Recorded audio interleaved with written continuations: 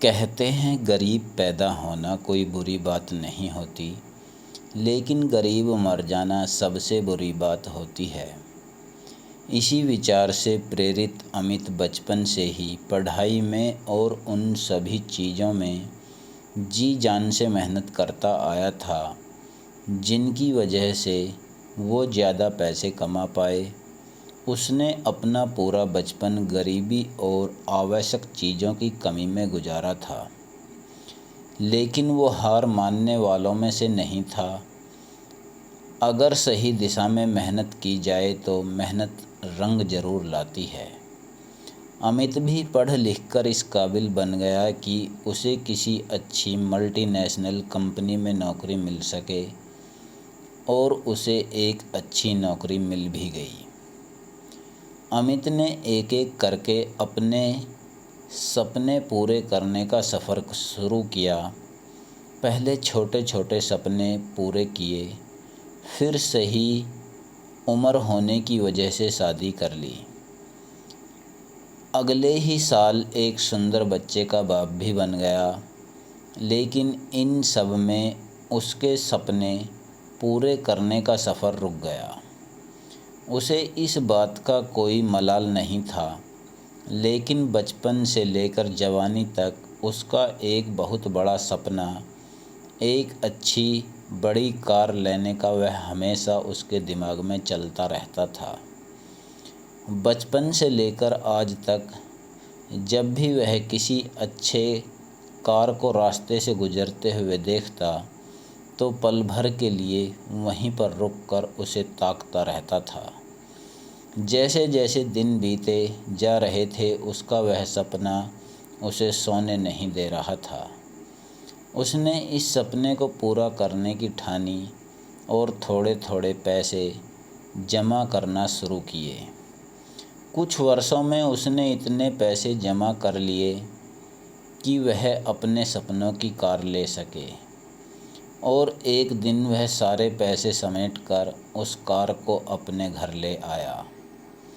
उस कार में बैठकर उसे लगता कि उसने जीवन में कुछ बड़ा हासिल कर लिया है।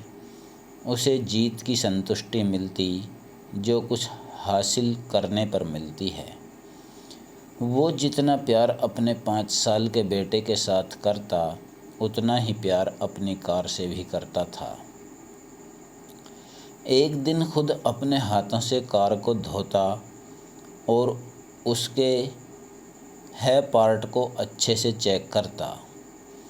एक दिन वो अपनी कार को धो रहा था, साथ में उसके 5 साल का बेटा भी कार के आगे पीछे खेल रहा था। अचानक उसे कोई आवाज़ सुनाई दी। उसने कार के उस तरफ जाकर देखा जहां उसका बेटा कार पर पत्थर से खरोंच रहा था।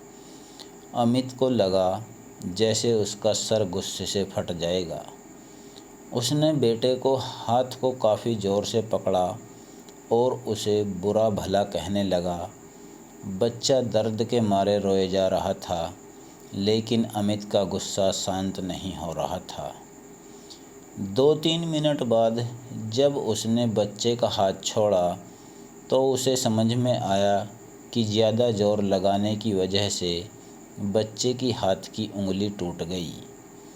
जैसे ही अपनी गलती का एहसास हुआ, वह अपने बच्चे को लेकर अस्पताल गया। बच्चे की उंगली टूट जाने की वजह से प्लास्टर बांध दिया। जब अमित अपने बच्चे को मिलने गया तो बच्चे ने पूछा कि पापा, मेरी उंगली कब ठीक होगी।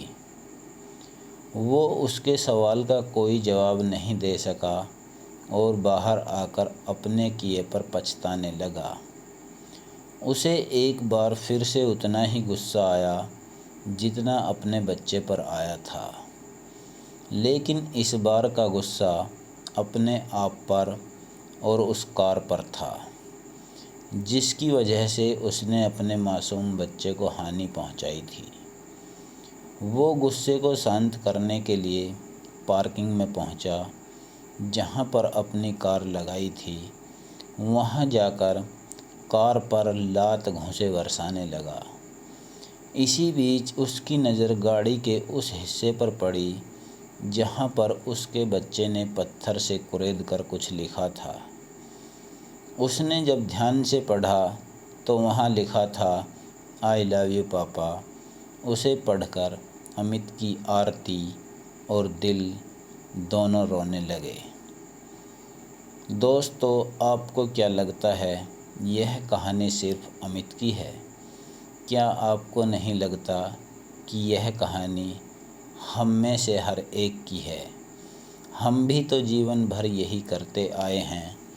हम जीवन भर उन चीज़ों के पीछे भागते हैं जिनकी हमें चाहत है, चाहे वह हमारे लिए इतने महत्वपूर्ण ना हों, और ऐसी चीज़ों के लिए हम अपने जीवन की उन महत्वपूर्ण चीज़ों को नज़रअंदाज कर देते हैं या खो देते हैं जो हमें आशीर्वाद के रूप में मिली होती है, और कितना भी पैसा खर्च करने से भी वापस नहीं मिलती।